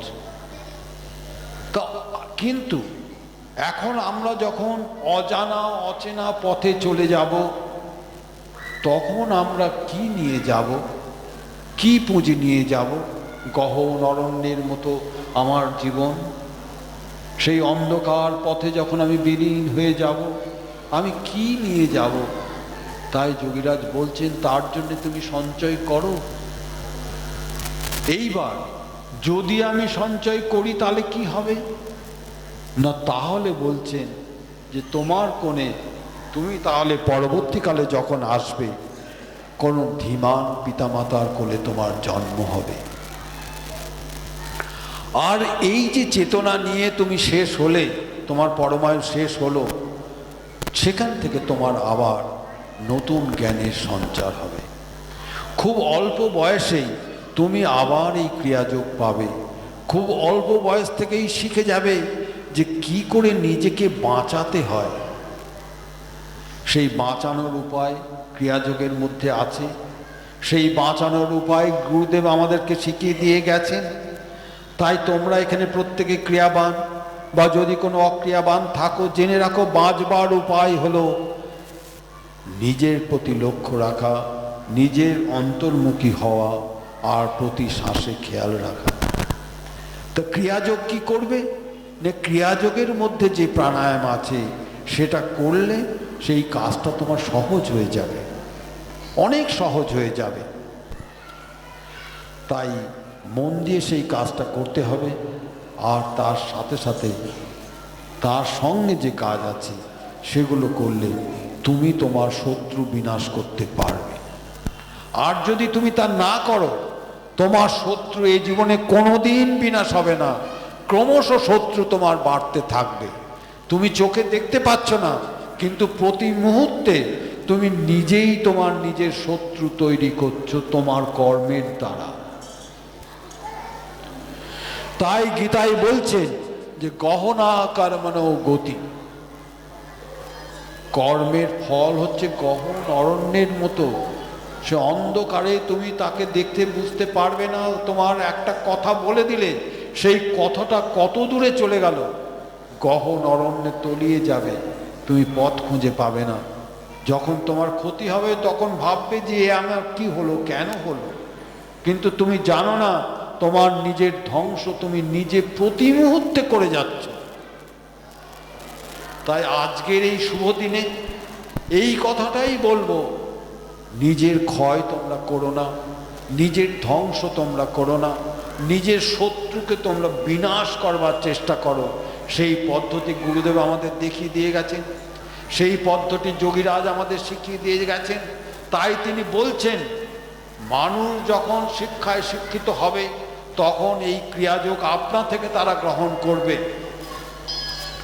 কারণ নান্য পন্থা, কবিরদাস বলছে শাস্ত্র সমিরন করে আর উপায় কুছ নেই, এর থেকে সহজ উপায় আর কিছু নেই। আমাদের ধর্ম লাভ করার জন্য আমাদের চোখের সামনে অনেক কিছু আছে। যোগীরাজের স্ত্রী কাশীমণি দেবী শিব পূজা করতেন, তিনি কখনো বাধা দেননি। তিনি বলতেন যারা প্রথম পূজা আর্চা করছে আমি তাদের কাউকে বারণ করি না, কারণ ধর্মজ্ঞান লাভ করতে গেলে কেউ যদি মনে করে এই পূজা আর্চা করবে, করতে পারে, কিন্তু তার সাথে সাথে তিনি বলতেন এই যৌগিক ক্রিয়াও করুক। কারণ যৌগিক ক্রিয়া করলে কি হবে, ধর্মের মূল নিহিত আছে এই যৌগিক ক্রিয়ার মধ্যে।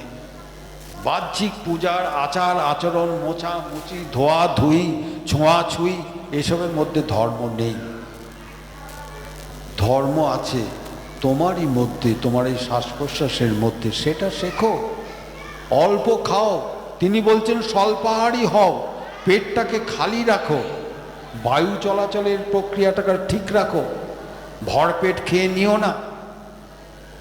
যদি অতিরিক্ত খাও তাহলে তোমার ক্রিয়া করতে তুমি পারবে না, সেই হজম করতে করতেই তোমার সব শক্তি শেষ হয়ে যাবে। তাহলে প্রতিদিন খাওয়ার ঘুমানো এই করেই যদি শক্তি শেষ হয়ে গেল, তাহলে সাধনাটা কি করে করবে? তোমার শত্রু তো বিনাশ হবে না। আমাকে ফোন করে বলবে বাবা আমার এই অসুখ করেছে, আরে অসুখ তো করবেই, শরীর থাকলেই অসুখ করবে, কারণ তার জন্য যে ওষুধ সেটা তো তুমি দিচ্ছ না। তুমি যাচ্ছ বড় বড় এলোপ্যাথি ডাক্তারের কাছে, তারা তো তোমার রোগ সারাতে পারবে না। কোনো অ্যালোপ্যাথি ডাক্তারের ক্ষমতা নেই, পৃথিবীর কোনো ডাক্তারের ক্ষমতা নেই পার্মানেন্টলি তোমার অসুখ সারিয়ে দেবে। আজকে জ্বর হচ্ছে, ওষুধ দেবে, দুদিন ভালো থাকবে, আবার 2 সপ্তাহ পরে জ্বর হবে, এর নাম তো সারা নয়। কিন্তু তুমি যদি এই ঈশ্বর পথে চলো, প্রকৃত অর্থে তুমি নিষ্কাম অবস্থা লাভ করো, তাহলে কি হবে? তাহলে রোগ শোক জরা ব্যাধি কেউ তোমার কাছে আসবে না। এরা কার কাছে যায়? চঞ্চল প্রাণের কাছে যায়। প্রাণ যতক্ষণ চঞ্চল থাকে তারা ততক্ষণ উৎপাত করে। যখন প্রাণ স্থির হয় তখন এরা আর আসে না। তাহলে আমাদের উদ্দেশ্য হলো চঞ্চলতাকে থামিয়ে দেওয়া। তাহলে কি হবে না, ভগবান নিশ্চল, আমি নিজেকে জানতে পারবো আমি কে, আমিও যে সেই প্রাণ, আমিও যে সেই আত্মা, সেটা আমি জানতে পারব। তাহলে তখন আমার কি হবে? তখন আমার ইচ্ছা মৃত্যু হবে। আমার যখন ইচ্ছা হবে আমার সব কাজ শেষ হয়ে গেছে তখন আমি যাব। এইভাবে এই মহান শিক্ষা আমরা সবাই পেয়েছি, তাই আমাদের সকলের জীবনে সেটা কাজে লাগুক। আজকে গুরুদেবের এই শুভ দিনে আমরা সেই কথাটাই আবার একবার স্মরণ করলাম। তাই আপনাদের সকলের মঙ্গল হোক, আপনাদের সকলের ভালো হোক, আপনারা সবাই ভালো থাকুন। খুব মন দিয়ে এই ক্রিয়াযোগকে শেখবার।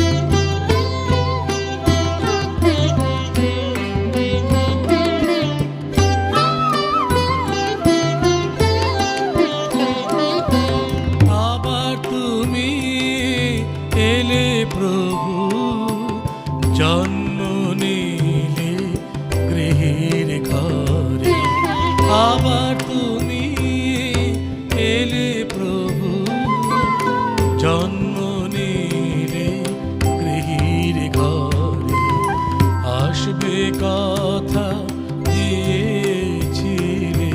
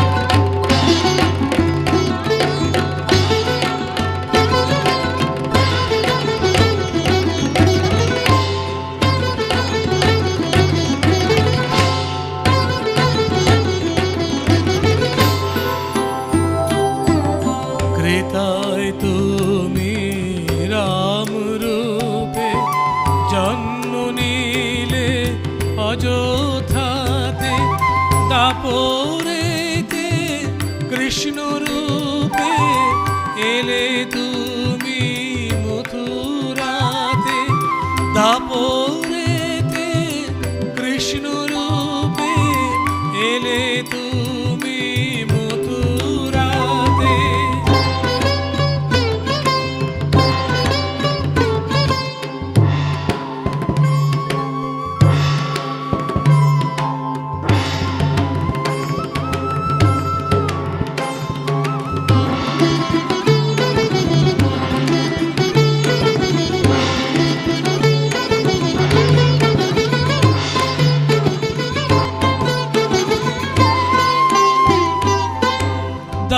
দাপরেতে কৃষ্ণ রূপে এলে তুমি মথুরাতে আসবে কথা দিয়েছিলে আসবে কথা দিয়েছিলে ধর্মের গ্লানি এলে পরে জন্ম নিলে গৃহীর ঘরে আবার তুমি এলে প্রভু জন্ম নিলে গৃহীর ঘরে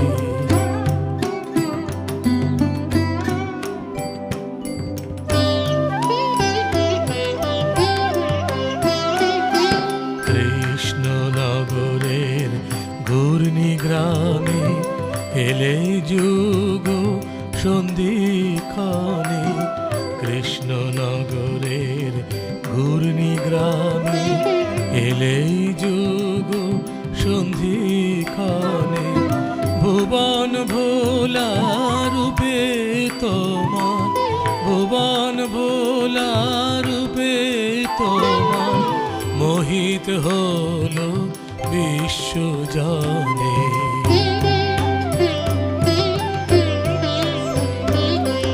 ধর্ম স্থাপন করো প্রভু সকল গ্লানি সরিয়ে দিয়ে ধর্ম স্থাপন করো প্রভু সকল গ্লানি সরিয়ে দিয়ে জগৎটাকে ভরিয়ে দিও সত্য ধর্ম নিষ্ঠা দিয়ে জগৎটাকে ভরিয়ে দিও সত্য ধর্ম নিষ্ঠা দিয়ে আসবে কথা দিয়েছিলে আসবে কথা দিয়েছিলে ধর্মের গ্লানি এলে পরে জন্ম নিলে গৃহীর ঘরে আবার তুমি এলে প্রভু জন্ম নিলে গৃহীর ঘরে আবার তুমি এলে প্রভু জন্ম নিলে গৃহীর ঘরে জন্ম নিলে গৃহীর ঘরে জন্ম নিলে গৃহীর ঘরে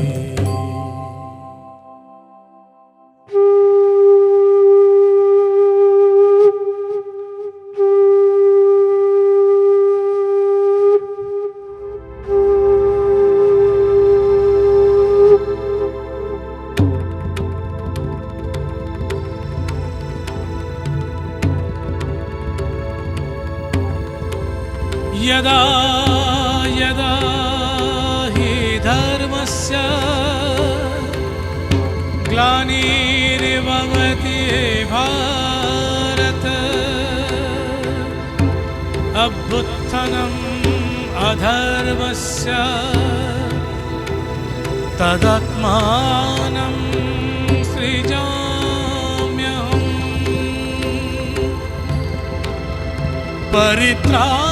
परित्राणाय साधूनां विनाशाय च दुष्कृताम् धर्म संस्थापनार्थाय संभवामि युगे युगे सम्भवामि युगे युगे सम्भवामि